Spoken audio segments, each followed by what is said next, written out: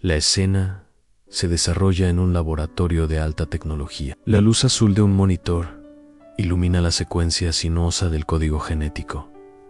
Este no es un patrón cualquiera de nucleótidos. Esta es la firma biológica de una de las mujeres más influyentes y enigmáticas de toda la historia occidental, la reina Isabel I de Inglaterra. Por más de 400 años, su fallecimiento a la edad de 69 años fue un caso abierto, un expediente frío lleno de rumores inquietantes, habladurías de profundo envenenamiento, una melancolía que la consumió, o incluso el horror de un cuerpo que, según las crónicas católicas más macabras, terminó por estallar dentro de su propio sarcófago. Pero ahora, la huella molecular, el plano genético de su existencia, está narrando una historia que sus cortesanos, sus médicos y sus enemigos jamás pudieron revelar. Los hallazgos exponen una realidad sombría y casi insoportable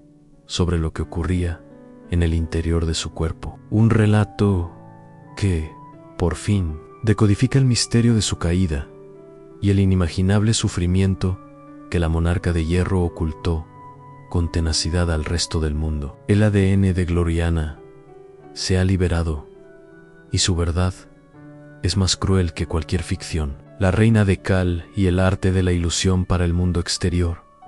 Ella era Gloriana, la reina virgen, una figura inmortal, esculpida en mármol y virtud. Este es el origen de su infame máscara de juventud, una ilusión tan poderosa que se convirtió en una herramienta de gobierno, un arma estratégica forjada en veneno, desprovista del músculo militar y de la capacidad de intimidación física que poseían los reyes varones de la época. Isabel se dedicó a forjar, con una voluntad de hierro, una imagen de pureza divina y juventud perpetua. Su instrumento principal en esta alquimia cosmética era una pasta tóxica y siniestra conocida como el blanco de Venecia o Venetian. Se usa en un cóctel mortífero de carbonato de plomo y vinagre. Ella lo aplicaba en capas gruesas sobre su rostro, cuello y manos, creando una tez de blancura fantasmal, casi de un grosor escultórico. Lo que muchos ignoran es que, en el siglo XVI, la piel pálida no era simplemente una cuestión de estética, era el máximo símbolo de estatus. Proclamaba que el portador no se fatigaba bajo el sol abrasador, sino que era miembro de la élite parasitaria que vivía a cubierto en la sombra opulenta del poder. Pero para Isabel, la función era mucho más profunda, casi existencial. Esta máscara blanca inmaculada borraba cualquier señal de edad, de cansancio, de las imperfecciones humanas que la harían parecer mortal o vulnerable. En público, la reina parecía inmutable, una figura sobrenatural que se erigía por encima de la decadencia y la corrupción de la vida cotidiana. Ella no era una mujer que envejecía, era un concepto, la encarnación de su nación. El hecho más escalofriante es que su dependencia de esta máscara tóxica se intensificó dramáticamente después del año 1562, en aquel fatídico año. Un ataque virulento de viruela estuvo a punto de acabar con su vida. Sobrevivió al asalto de la enfermedad, pero su rostro quedó marcado de forma permanente por las cicatrices profundas de la infección. A partir de ese momento, las capas del blanco de Venecia crecieron en grosor, volviendo la ilusión cada vez más crítica, más vital para la supervivencia política de su reinado. Los cortesanos susurraban que el maquillaje de la reina era casi de una pulgada de grosor en sus últimos años, confiriéndole la apariencia de una estatua viviente, hermosa y terrible, a partes iguales. Lo que nadie te dice es el costo. Lo que la pompa y la propaganda ocultaron es que esta pintura con base de plomo era un veneno de acción lenta, un depredador químico silencioso. Día tras día, el metal tóxico se filtraba inevitablemente en su piel y torrente sanguíneo,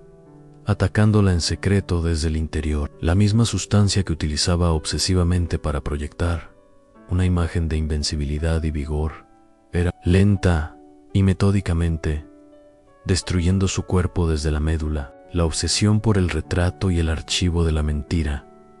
El control de Isabel sobre su imagen era totalitario. En una época sin la reproducción masiva de la fotografía, los retratos reales eran la forma primaria y más efectiva de propaganda política. Ella tenía una obsesión enfermiza sobre cómo era representada. Solo aquellos retratos que la mostraban joven, majestuosa y sin defectos eran permitidos para su difusión. En un movimiento que todavía impacta a los historiadores contemporáneos. En 1596, Isabel emitió un decreto real que ordenaba que todos los retratos poco halagadores o feos de ella fuesen encontrados y destruidos sin piedad. A los artistas se les proporcionaron patrones de diseño aprobados, garantizando de esta forma que el rostro público de la reina jamás envejeciera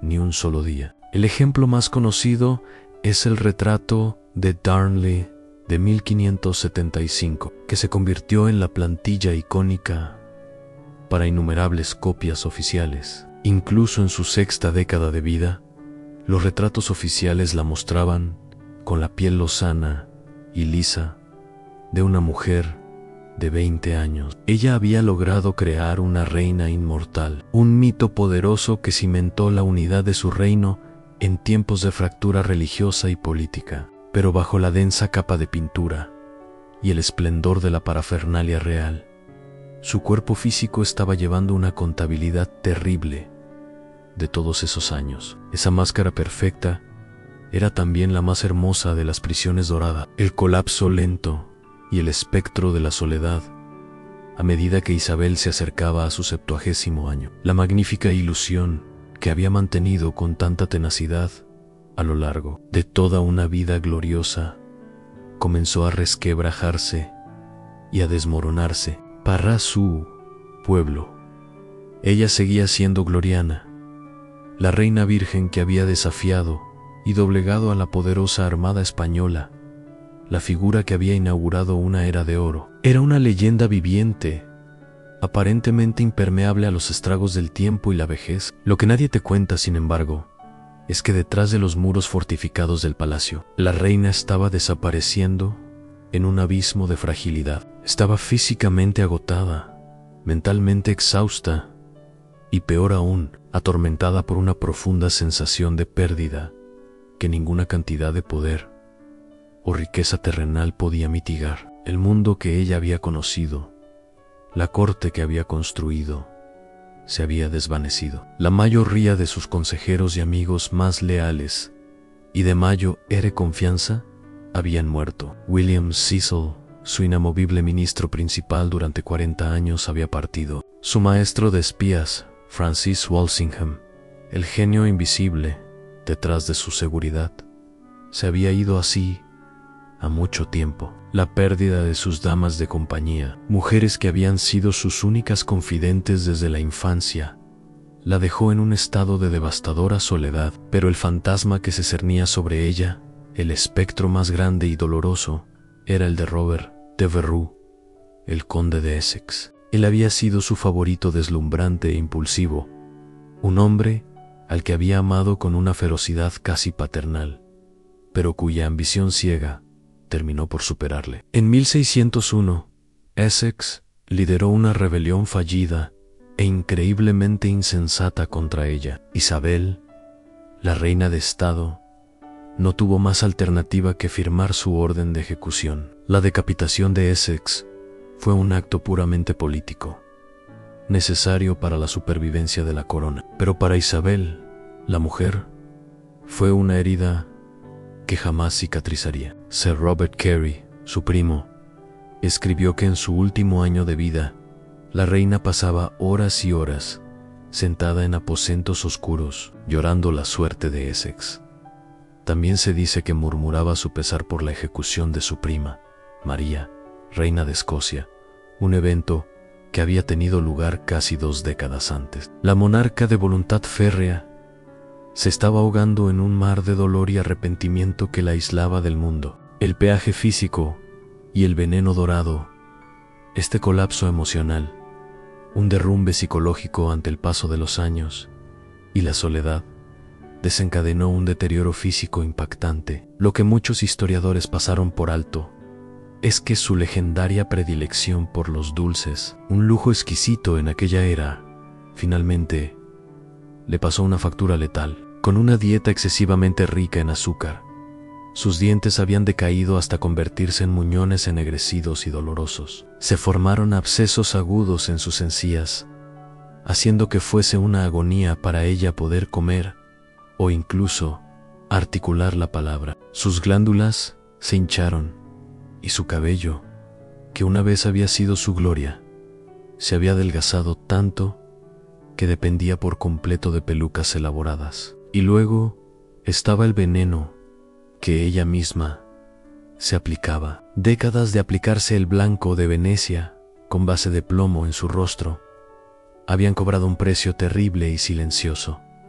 Su piel adquirió un tono grisáceo. Llagas y úlceras hicieron erupción en su cuerpo y ella estaba sumida en un estado de fatiga crónica e insuperable. El envenenamiento crónico por plomo estaba apagando lentamente sus sistemas vitales. Para decirlo sin rodeos, su comportamiento se tornó alarmante. La reina, antaño vibrante y de ingenio deslumbrante, cayó en largos periodos de silencio, negándose a hablar durante días enteros. Rechazó a sus médicos, apartando cualquier intento de ayuda. Dejó de permitir que sus damas de compañía la bañaran o la vistieran. En sus últimas semanas, se negó tercamente a acostarse, pasando horas, a veces más de 15 horas al día, de pie o inmóvil, sentada sobre cojines apilados en el suelo. Sus sirvientes estaban convencidos de que temía que Sisei Tambaba jamás volvería a levantarse. La máscara de la juventud se había roto en 1000 pedazos, revelando a una mujer consumida por un dolor físico insoportable y una profunda angustia emocional. Era una prisionera en su propio cuerpo moribundo y estaba sola en su calvario. La reina se estaba desvaneciendo y su cuerpo enviaba señales de un final aterrador. Un reino en silencio y el cohete de la muerte en los días fríos y húmedos de marzo de 1603. El palacio de Richmond se transformó en un lugar de susurros silenciados y miradas de temor. La reina Isabel I, el centro inamovible del mundo inglés durante 45 años, estaba claramente en su declive final. Sin embargo, su aterradora fuerza de voluntad se mantuvo hasta el último aliento. Se negó a nombrar a un sucesor, rechazó reconocer su propia mortalidad y al hacerlo, mantuvo a toda su corte como rehén de su agonizante silencio. El 24 de marzo de 1603, alrededor de las 2 de la mañana, el final llegó. Por fin, la reina exhaló su último aliento, no con una orden final o una frase conmovedora, sino en un silencio profundo e inquietante. La causa oficial de su muerte nunca fue registrada, porque en uno de sus últimos actos de control absoluto, había prohibido estrictamente la realización de una autopsia. Su cuerpo debía seguir siendo un misterio. La noticia recorrió el reino como una onda de choque. Una generación entera de ingleses nunca había conocido a otro monarca. Isabel era Inglaterra. Su desaparición marcó el final de la dinastía Tudor, una línea de reyes y reinas que había definido a la nación durante más de un siglo. La transición de poder fue, afortunadamente, fluida. Jacobo I de Escocia, hijo de su vieja rival, María, reina de Escocia, fue rápidamente proclamado rey Jacobo I de Inglaterra, unificando ambas coronas. Pero incluso mientras una nueva era comenzaba, las extrañas y opacas circunstancias del final de Isabel alimentaron la especulación incontrolable. El vacío que dejó fue rápidamente llenado con rumores oscuros y teorías de conspiración. Una de las historias más impactantes y persistentes provino de una de sus propias damas de compañía, una mujer llamada Elizabeth, Southwell, quien más tarde se convirtió al catolicismo, afirmó con horror que semanas después de que la reina fuera enterrada en la abadía de Westminster, su cuerpo, hinchado por los humores pútridos de la descomposición, estalló dentro de su féretro de plomo sellado. La explosión fue supuestamente tan violenta que liberó un vapor nocivo que se extendió por toda la iglesia. Durante siglos, esto fue descartado como pura propaganda católica, una leyenda truculenta diseñada para empañar el legado de la gran reina protestante. Pero lo que nadie te dice es que la ciencia moderna tiene un nombre específico para este fenómeno. Se llama el síndrome del ataúd explosivo. Es un evento raro, pero real, donde los gases producidos por la descomposición se acumulan dentro de un féretro sellado herméticamente hasta que la presión interna provoca su ruptura. La historia de Southwell podría haber sido mucho más que un simple rumor malicioso. El código de la reina revelado por la ciencia durante 400 años,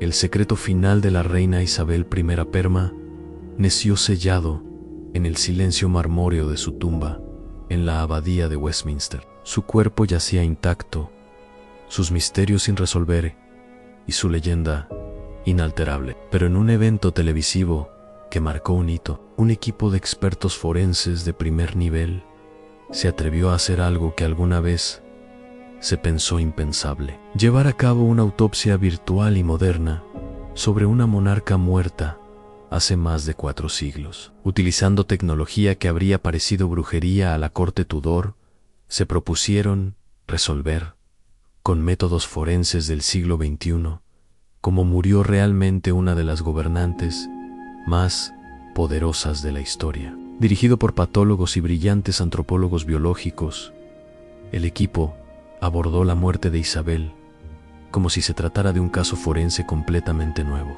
Cada fragmento de evidencia, cartas, relatos de testigos presenciais, retratos e incluso la composición química de sus cosméticos fue reexaminado utilizando las herramientas científicas de la actualidad. Su objetivo no era simplemente encontrar la causa de la muerte, sino descubrir la verdad que se escondía detrás del mito de la reina virgen. Lo que encontraron fue mucho más complejo y trágico que cualquier teoría de conspiración. El asalto invisible en plumbismo y sepsis. El primer punto de ataque del Dr. Brett Locker fue su boca, un lugar inusual para comenzar una investigación real, pero que resultó ser crucial. Al reconstruir su estado dental, basándose en las descripciones de sus cortesanos y los retratos de sus últimos años, confirmó lo que se había susurrado durante mucho tiempo: los dientes de Isabel estaban en un estado deplorable. La caries había consumido sus encías y varios abscesos grandes, probablemente, estaban pudriendo su mandíbula desde dentro. Locker explicó sombríamente que cada vez que hablaba, cada bocado que intentaba tomar, habría sido una agonía insoportable. Sin antibióticos, tales infecciones dentales se convierten en un peligro mortal. Las bacterias de un absceso pueden invadir el torrente sanguíneo, desencadenando lo que la medicina moderna denomina sepsis, un asesino lento e invisible que estaba totalmente fuera de la comprensión de los médicos de la era Tudor. La sepsis, un envenenamiento sistémico, podría haber sido el golpe final a su organismo ya debilitado. Luego vino la segunda pistola humeante, summa aquilex. Los expertos examinaron muestras del infame blanco de Venecia, esa base blanca brillante que Isabel usó diariamente durante décadas. Los resultados del laboratorio confirmaron su peligrosidad. Contenía niveles tóxicamente altos de carbonato de plomo. La máscara de perfección que la reina había diseñado con tanto cuidado la estaba envenenando lentamente. El envenenamiento crónico por plomo o plumbismo podía explicar a la perfección los síntomas de Isabel en la última etapa de su vida: a la pérdida de cabello, los temblores incontrolables, la fatiga crónica, los cambios de humor abruptos y los problemas de memoria. Su vanidad o más bien la imagen política que se vio obligada a mantener como gobernante casi divina, la estaba destruyendo desde su interior. La misma sustancia que la hizo icónica era el veneno que la estaba matando, la paranoia de la enfermedad y las conclusiones. Pero a medida que el equipo reconstruía sus semanas finales, la evidencia apuntaba a un cuadro clínico aún más complejo y multifactorial. Los cortesanos describieron los últimos días de la reina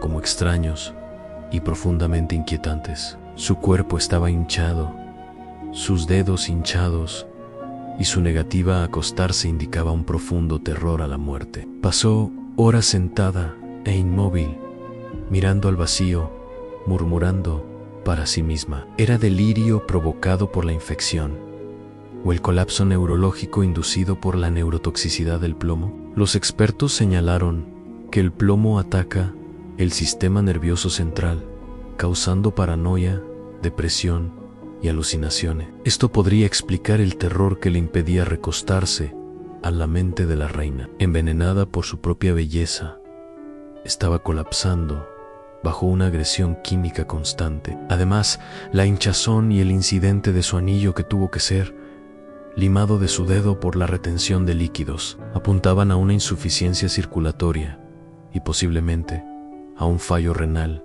exacerbado por el plomo. El final de la reina no fue un único envenenamiento, sino una brutal combinación de su propia política de imagen, una infección dental rampante que devino en sepsis y un colapso orgánico provocado por décadas de autoenvenenamiento cosmético. La leyenda de la reina Isabel y vivirá para siempre en los anales de la historia y en el imaginario colectivo de Occidente. Pero ahora conocemos el costo humano devastador que se ocultó detrás del mito. Ella fue la única reina en la historia que murió de la misma máscara que usó para sostener su corona. Su fuerza indomable la llevó a negarse a nombrar un heredero y a prohibir que su cuerpo fuera abierto por los cuchillos de los médicos. Quería que su cuerpo fuese tan inexpugnable como su mito. Pero la ciencia no necesita cuchillos, solo necesita una hebra de ADN, un fragmento de cosmético tóxico y la reconstrucción de la verdad. El descubrimiento es impactante.